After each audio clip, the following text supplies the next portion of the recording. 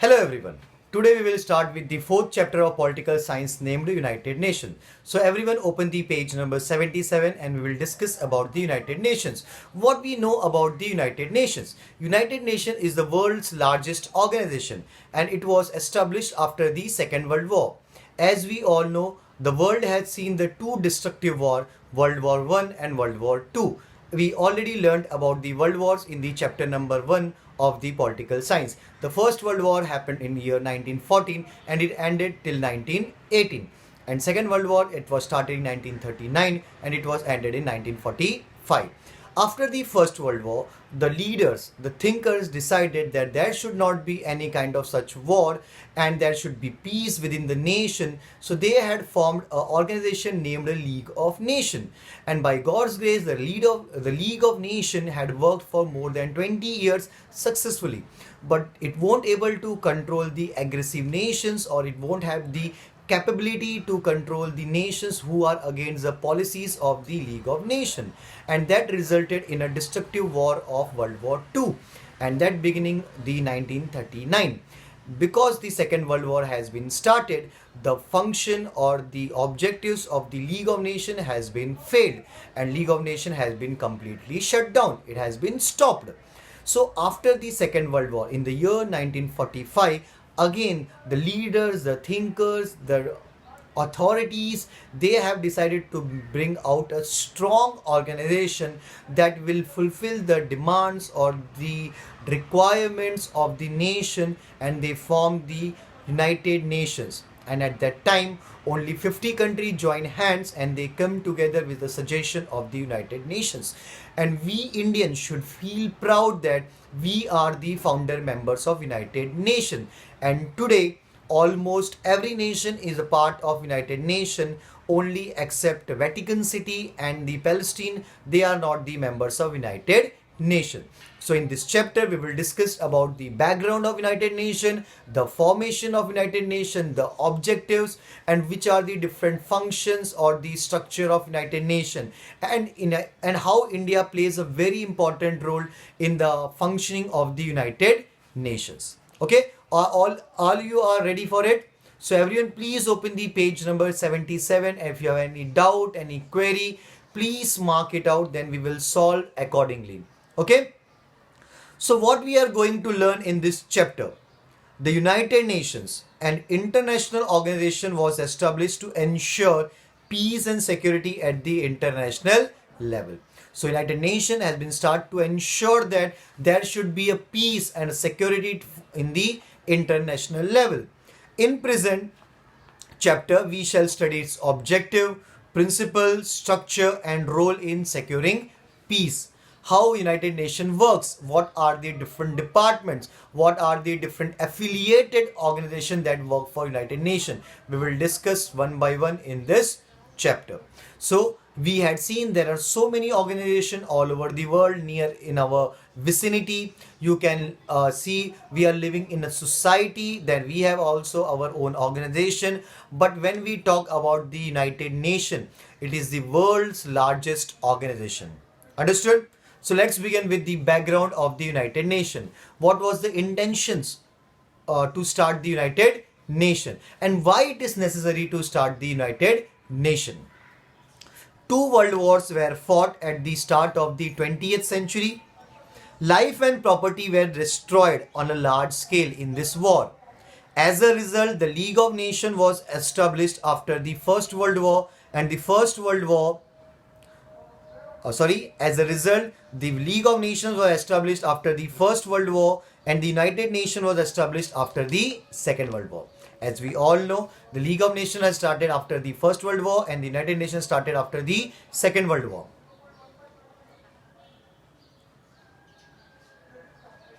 Out of realization that there should be a mechanism to establish world peace, it was decided that there should be a certain kind of mechanism, certain system that will bring peace all around the world. The League of Nations did not succeed at all. So after a certain period of time, League of Nations had done a wonderful work, but after the a gap of 20 years, it won't able to succeed on its objectives. The League of Nations did not succeed at all, but after the use of the nuclear weapons in the Second World War, the idea took root that such destructive war should be stopped, and that is the collective responsibility of all nations to do so. The United Nations was established after the Second World War to instill this understanding among the nation. So that's why United Nations has been started to instill, to create the feeling of world peace in the nations, so that they all be friendly among each other, and in certain situations such war shouldn't be happen. Chronology of the establishment of United Nations. What do you mean by chronology? Chronology means sequence, the events, the step by step. What are the different period on which this discussions on, and what resulted in the formation of United Nations. So what is chronology? Sequence. Okay, that you can say a timeline, time period. The Atlantic Treaty was signed between Prime Minister of England Sir Winston Churchill and American President Franklin D. Roosevelt during the Second World War on 14th of August 1941. So it was the story of the year 1941 when the Atlantic Treaty was signed between the two important powerful nations of that time, America and England. Between their leaders at that time, the American president was Franklin D. Roosevelt and the British Prime Minister was Sir Winston Churchill. According to this treaty, we know the meaning of treaty. Treaty is a kind of agreement, it's a kind of deal. According to this treaty, a discussion was taken to set up a permanent mechanism. So at that time, they decided to set up a permanent mechanism, and accordingly, they had started a discussion with the different nations, and the two conferences has been held between 1944 and 1945. According to this treaty, a discussion was taken to set up a permanent mechanism to establish international security after the Second World War was over. Detailed discussions followed on this decision in two conferences. We know the meaning of conferences. It's a kind of high-level meeting, right, among allied powers in 1944 and 1945. We know there was a two different groups in the World War, allied power and the Axis power. And we all know all the major countries are in the allied powers, and both the war are won by the allied powers. And somehow allied power have a strong hold over the war, or you can say international politics. The country like Russia, country like America, even you can say Canada, England, France, they are the members of the allied powers, and they have a discussion among them, and they had set up the two conferences, and they had prepared a draft of the treaty. What do you mean a draft? Draft, you can say a rough work, a sketch work of the planning, right? So they prepared a draft of the treaty to establish an international organization was prepared, and at San Francisco, as we all know, San Francisco, it's in America. So at San Francisco in America, representatives of 50 countries drafted the Charter of United Nations. What is a charter? Charter, you can say a set of rules, the regulations. So at that time, 50 country came forward, and they had supported the idea of United Nations, and they signed this charter at San Francisco. And among this 50 country, India was also an important member. At San Francisco in America, representatives of 50 countries drafted the Charter of the United Nations after discussion. As soon as the war got over, the Charter was signed on 24th of October 1945, and 24th of October is celebrated as the United Nations Day every year. So it has been more than 75 years that United Nations successfully working for the world peace. As soon as the war got over, the Charter was signed on 24th of October 1945, and the United Nations was established. The United Nations is an international organization of Soviet nation. What is Soviet nation? Soviet nation are those nations, those who can take their own decision independently. So basically, the independent nations, those who have their own authority, they who have own power to decide the development among themselves. Next, the objective of the United Nations. What is an objective? Objective means aim. For every purpose, we need an aim. We do everything on a basis of certain target. We had some kind of achievements. So also there is a set of aim or the objective for the creation of United Nations. So basically, when you talk about the main objective of the United Nations, it's the global peace, or you can say a friendly environment all over the world, and a kind of security for the nations. The United Nations in the world, the United Nations is the world's largest international organization. In the beginning, only 50 countries were member of the United Nations. Today, this number has gone up to 193. Now you can see the difference. Now the importance of United Nations. Now we have more than 200 countries all over the world, and if you say the listed country who have a proper boundary, we have 195 country, and out of that only Vatican City and the Palestine, they are not the member of United Nations. Rest 193 are the members of United Nations, and they are supporting the activities, or you can say the different events of the United Nations.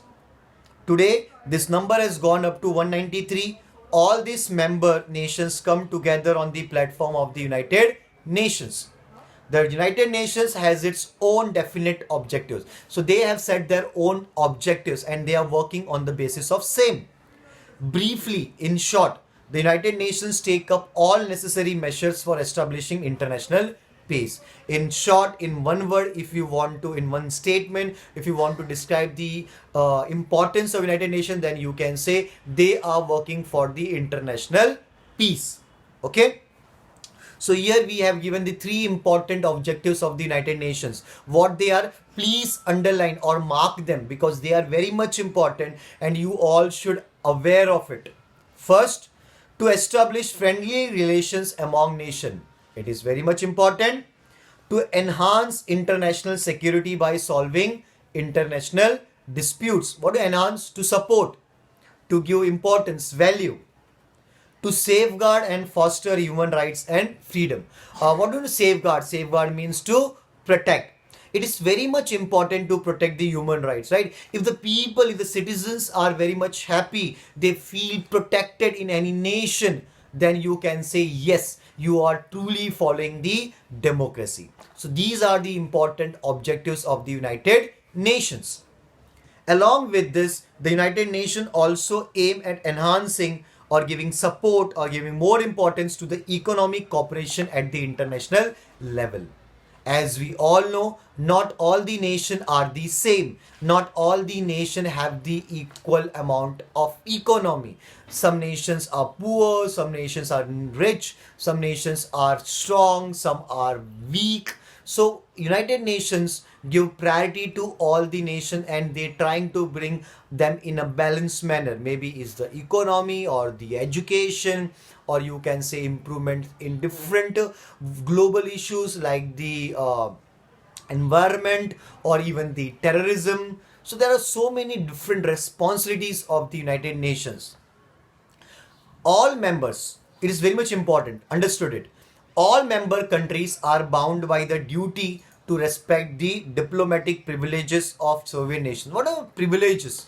Privileges mean the facilities. So being a member of United Nations is a responsibility of all the nation that they should respect the dignity, they should respect the law, they should respect the geographical boundaries of all the nation. It doesn't mean that being a member, being a responsible member, you don't need to care others. No, you need to follow the set or the rules that has been restricted or that has been made by the United Nations. All member countries are bound by duty to respect the diplomatic privileges of sovereign nations, not to attack other countries and abide by international law and treaties. Okay, understood? The United Nations is an organization created by coming together of sovereign nation. As we all know, it is a group, it's a team, right? It was has been built by the contribution of the important nations, correct? Naturally, it is based on certain principles or rules. Every organization or every institution have their own certain rules or a certain principle. Like we are studying at different schools, we belong to different classes, we belong to different society. Even we all have a certain kinds of rule. For example, being an Indian, we are abide by the constitution, right? every Indian citizen respecting the Indian constitution. So in this way, every organization, every society have their own function. They are briefly stated. Here we have given the three important principles of United Nations. The first one is all member nations will have the same status. It is very much important. As we all know, there are 193 members in the United Nations, correct? So all 193 members or all 193 countries are not equal. So they may be rich, they may be poor, they may be technologically big, they may be technologically less. But at the United Nations platform, at the United Nations level, every nation is considered as the equal. Even at the time of, during the time of election, every country got a single voting power. It doesn't mean that America, England, Japan, Russia, China, these are the important countries. They should get a more number of voting and rest all country will get the less number of voting. It is not like that. Even a country like India or a country like Sri Lanka, I'm just giving an example. I'm not comparing any country. Just giving an example. We had seen the size of Sri Lanka and even the size of Nepal or even the size of Bhutan or Myanmar. I'm just giving an example because these are the neighboring countries and we know the size of different countries. So at this time, it doesn't matter which country is big or which country is small. Every country has given the equal priority at the United Nations level.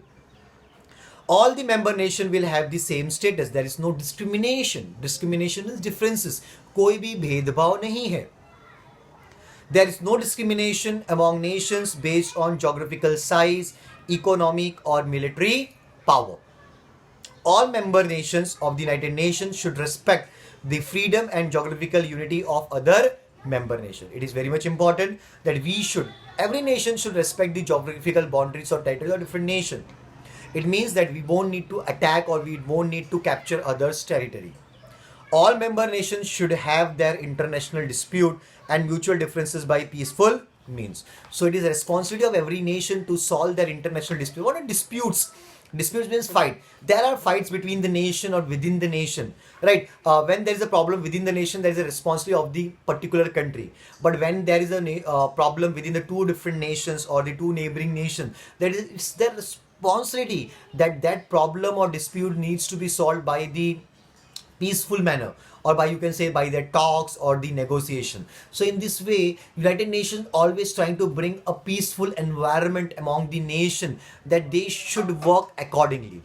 Okay, so here we have 6 important organs that work accordingly for the welfare of the United Nations, and these 6 important organizations are also called as the organs of the United Nations. Like our whole body is had the different body parts, different organs. In the same way, United Nations have the 6 important organs.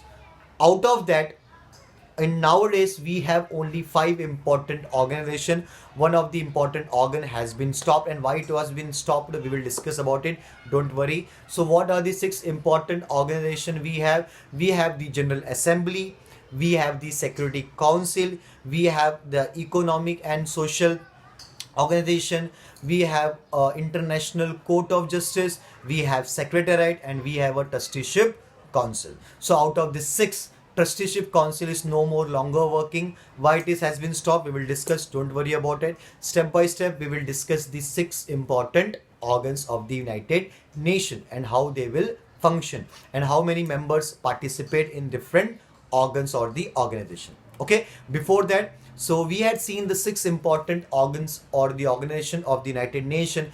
Out of that we have multiple affiliated organization. What do you mean affiliated? Affiliated means related, or you can say a supported organization, because United Nations is huge. They are working for the welfare of 193 countries. So different countries have different issues, different problems. So there are different organizations, you can say sub branches of the United Nations. So we have a list of the organizations on the next page. I'm just reading it out, so it will be a clear idea for you. It's given in the green box on the page number 79. What are these affiliated organs? Apart from these 6 major organs, there are many affiliated organizations of the United Nations that help in its function. They are called specialized agency. because United Nations work in an overall manner.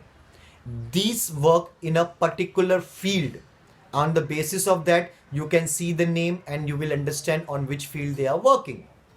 They are called specialized agencies working in specific areas. They have different nations in those areas. The following are some of those important agencies. They are International Labour Organization, in short ILO, Food and Agriculture Organization, FAO.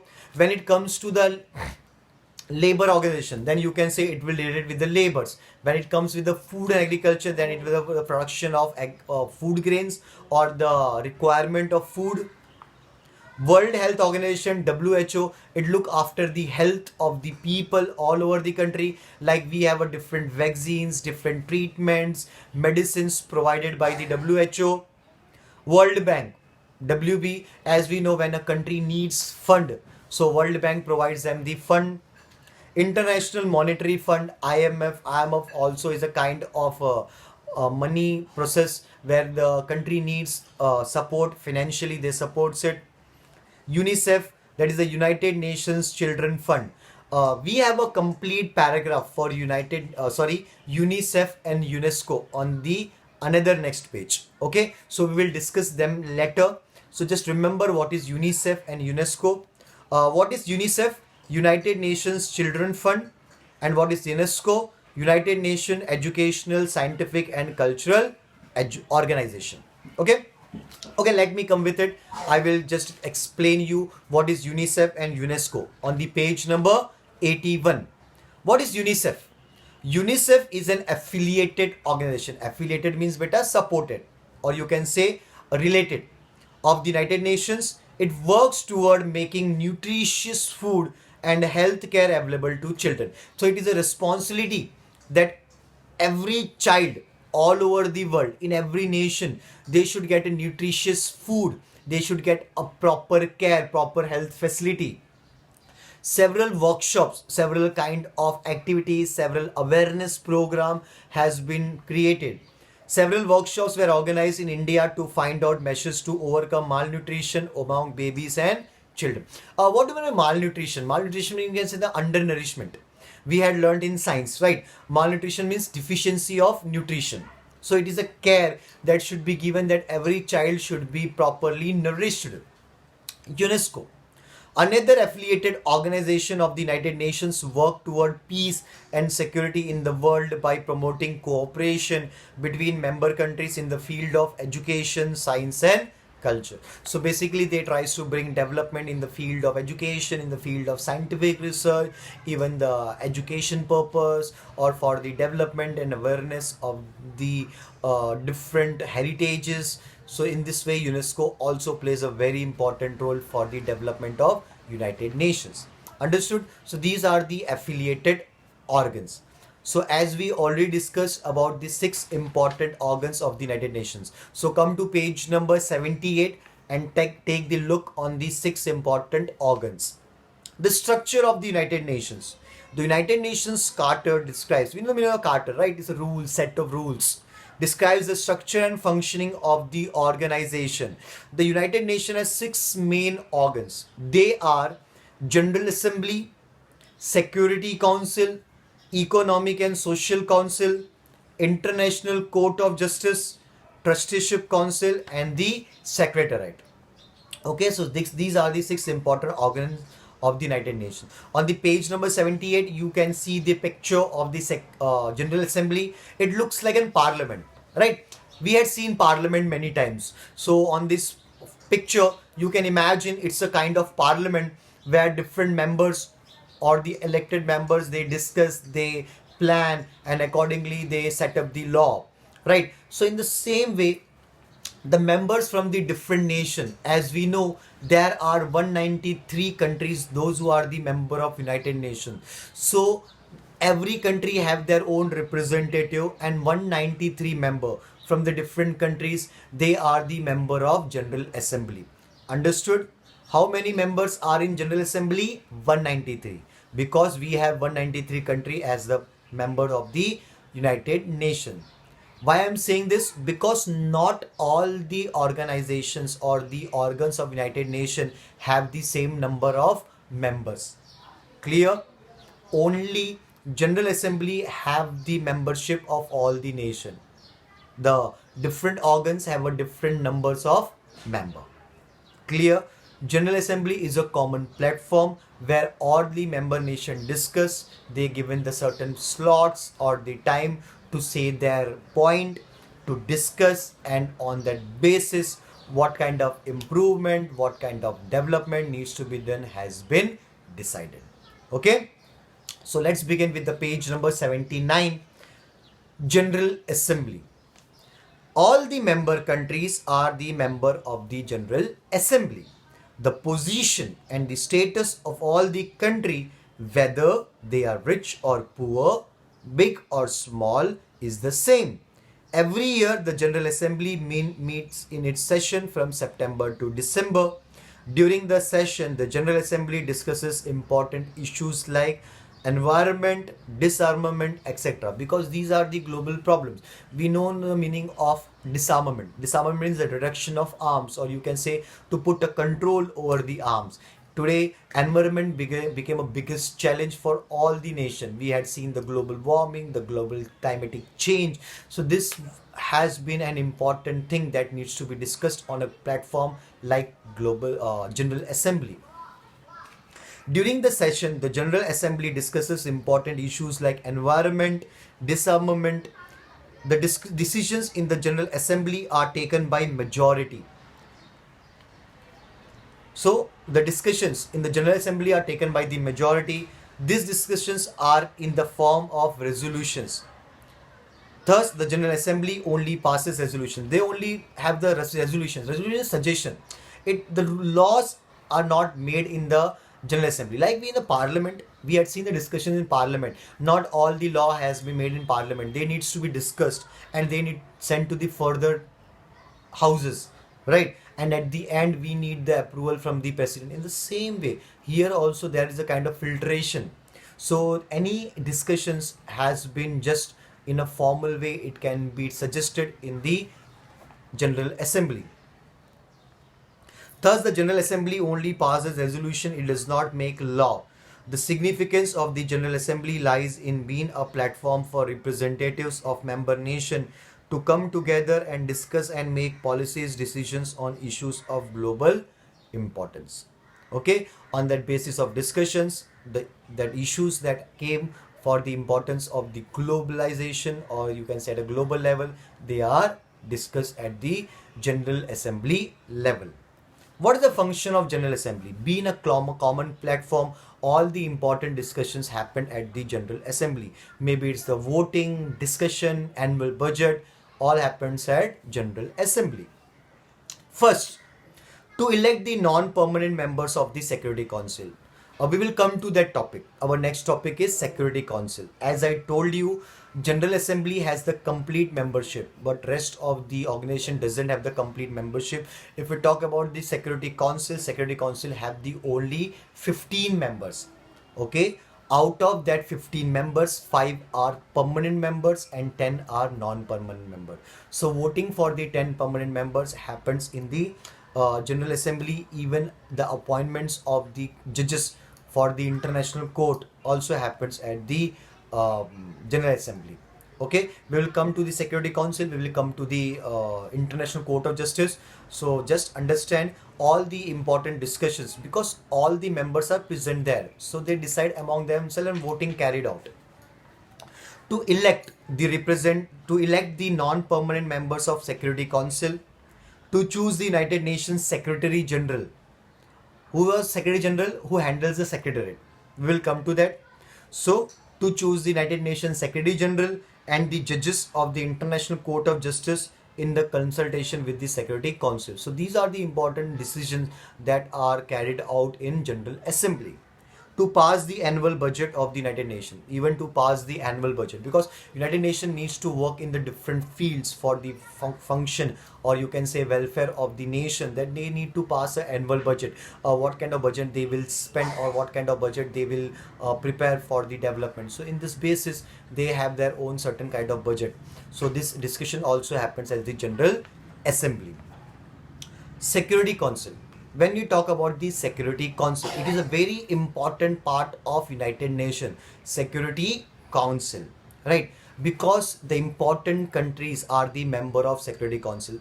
Though there are only 15 members, but they play a very important role. Out of 15 members, 5 are permanent member, and they play a very important role for any decision, for any resolution. The 5 important countries, or the 5 important or permanent member of Security Councils, are the America, Russia, England, France, China. So these are the 5 countries. They are called as permanent member, and in today's period these 5 countries are called as the global leader.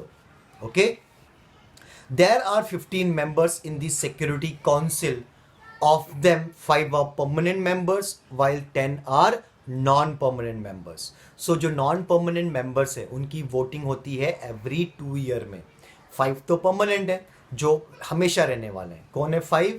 America, Russia, China, England and France. बाकी जो 10 members हैं, जो non permanent members हैं, उनकी voting होती है और उसके हिसाब से उनका 2 साल का टेन्योर होता है. The non-permanent members are chosen every 2 years by the General Assembly. America, Russia, England, France and China are permanent members of the Security Council. They have the veto power. And what is this veto power? Veto power, you can say it's a negative voting. What we had discussed, that every decision taken with the help of majority, yes, but here for any plan or for any approval, every permanent member should need to give their permission, or you can say approval.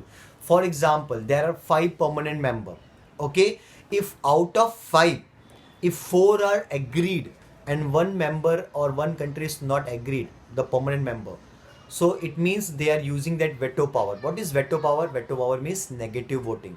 So in this way they are not supporting and that plan should be cancelled. Remember, in here majority doesn't work. Here approval from all the permanent members required, and that negative voting is called as the veto power. Underline it, veto power. These permanent members have the veto power for any decisions to be taken. The assent of all 5 members. What is assent? Assent means approval. The assent of all 5 members and 4 non-permanent members is necessary. If even one of the 5 permanent member uses veto, that is a negative voting, the decision cannot be taken. Okay, understood? The power, the function of the Security Council. So take some important functions that carried out by the Security Council. It being important. Like, remember in 8th standard we had learned about the legislative and executive. The plans are prepared at the legislative level, but it has been implemented at the executive level. So Security Council comes in the executive level and General Assembly comes at the legislative level. अभी थोड़ा समझ में आ रहा है? General assembly को आप legislative level पे समझ सकते हो और सिक्योरिटी काउंसिल को आप एग्जीक्यूटिव लेवल पे समझ सकते हो. Clear? The main responsibility of the Security Council is to maintain international peace and security. So the main aim of the Security Council is to maintain the international peace and security. The Security Council may suggest one among the following alternatives. Alternative options. So they will give the options if there is any problem. First, they will try to discuss in a peaceful manner. If it happens, then well and good. If not, then they will put the economic sanction. Economic sanction means they will put the fines. If that also not work, then they will take the military action. Understood? पहले बातचीत से समझाएंगे. अगर problem solve हो गया तो ठीक है, प्रॉब्लम सॉल्व नहीं हुआ, so then they will put the economic sanction. Economic sanction में बेटा फाइन. अगर फाइन से प्रॉब्लम सॉल्व हो गया तो ठीक है, अगर प्रॉब्लम सॉल्व नहीं होता है then they will attack that nations with the help of the other member, because there are 193 countries, they have a powerful team.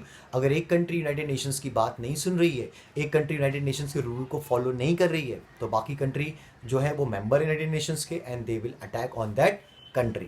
Okay? The Security Council may suggest one of the following alternatives in situations of the international conflict. International fight. They will end or resolve conflict. They will solve the conflict or they will end the conflict and make efforts to establish peace. Impose economic sanctions. Impose economic sanction means put fines or take a decision of military actions against the aggressor nation. Aggressor means beta those who are aggressive nation, those who are not following the rules of United Nations.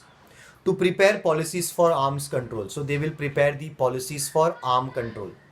To play a joint role along with the General Assembly United in the appointments of the judges of the International Court of Justice and of the United Nations Secretary General. So these are the important appointments that are done with the help of General Assembly at the Security Council level. Suggestions are being made to reform. So there are suggestions to bring changes in the Security Council, that it work more democratically, that countries should get the benefit from the Security Councils and they will work in a proper way. Suggestions are being made to reform the Security Council and make it more democratic. India is making efforts to get the permanent membership of the Security Council. So India making a hard effort to get the permanent membership of the Security Council, and if it happens so, then we will also consider as the superpower or the global power with the help of the functions of United Nations. Okay, understood the General Assembly and the Security Council? Clear?